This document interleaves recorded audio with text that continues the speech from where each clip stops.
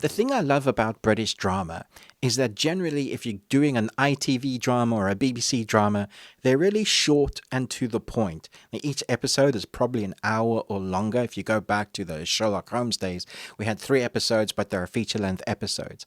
And that's what this new series from Netflix is. It has that BBC feel. It's short at 5 episodes, which is a bit longer than what we normally get. BBC series can be anywhere to 3 to 8 episodes, depending, but it's normally a tight contained story. Hostage is a very tight contained story and often feels like it's rushing a little bit because each episode's about 45 minutes apiece, so not even that hour long. But is it worth your while? Let's talk about it. When the PM's husband is kidnapped and the visiting French president is blackmailed, the two political leaders face unimaginable choices. Forced into a fierce rivalry, can they work together to uncover the plot that threatens them both? I don't know, can they? So, Suran Jones plays the British Prime Minister. You have Julie Depley, who plays the French president, and Lucien Mazamati as Kofi Akadomoko, who I believe is her second in charge. We have Corey Melcrest, who is the son or stepson of the French president, and another actor I want to mention is Ashley Thomas, who is Dr. Alex Anderson, the husband of the British Prime Minister. So just 5 episodes apiece. The story has to get going pretty quickly, and it does do that. The initial instigation segment of, hey, we're gonna develop our characters, giving us a little bit of a backstory of who they are and what it's like to be a prime minister or president. We get all that backstory, and then we get into the kind of forced these people into positions because they have positions of power. What happens when people of power are forced to make decisions that is personal, which is when you get those interesting dynamics, those conundrums of, are they going to try and save their loved ones or put their country first? For country and queen, as they all say, well, in the UK. Did my duty for the queen and country.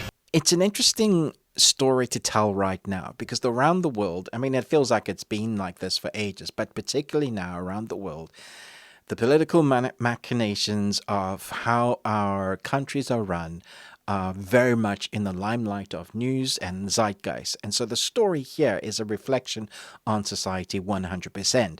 Now, is it doing a good job at hiding what its story and messaging from the writers?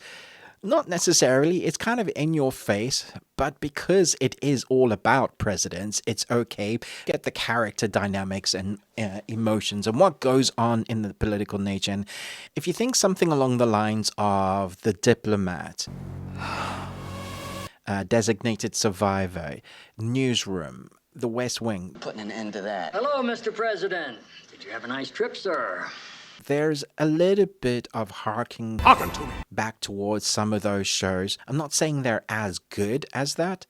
It is in moments, but I feel like at times this show is trying to be something like 24.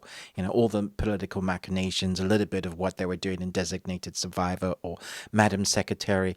There's definitely, hey, this is what it takes to run a country. It's really difficult. And then when you're mixing that with your family dynamics, it's really difficult. And so it's hard to be in the world that we are right now. And I guess, even as a reviewer, put all your own issues aside of what's going on in the world. Because that's part of the reason why shows like The Newsroom or West Wing, people love that. Because you kind of wish that it's the Hollywood look at. It's a farce. It's a lie that it's a comforting lie that you tell yourself while you're watching these shows. Like, man, wouldn't it be good if that was how our countries were run? And so this does that. Mostly. Fills that gap, that kind of escapism that we kind of all need at the moment.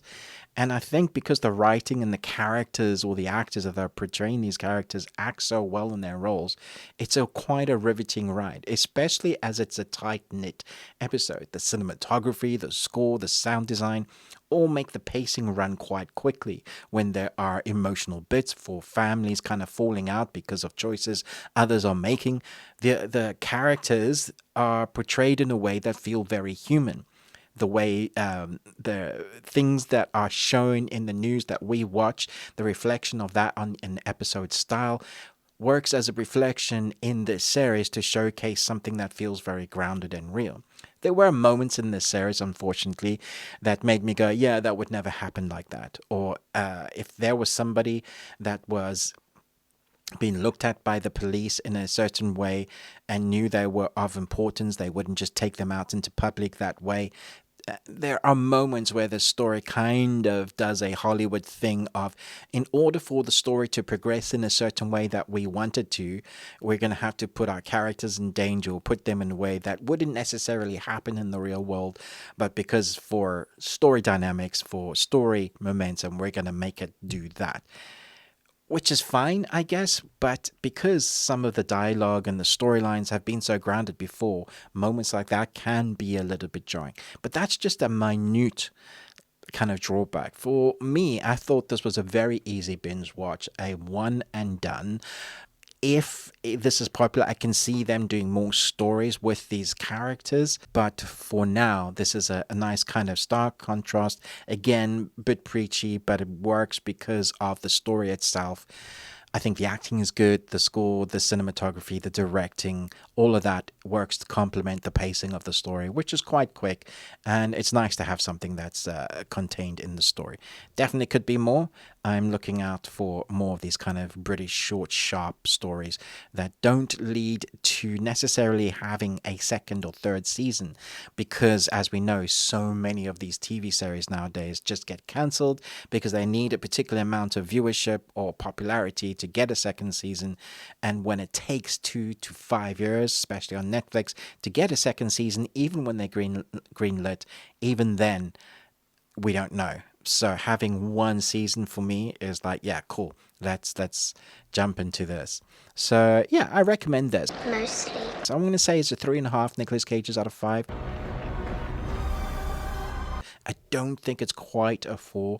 It definitely is riveting, but if I were to compare it to other similar genred, in-your-face preaching stories in places, then I would say that this is the lower of the tier. Not terrible, but definitely interesting to watch, and I enjoyed the acting in this. Thanks so much for watching, but most of all, until next time, remember, live long and Tuesday.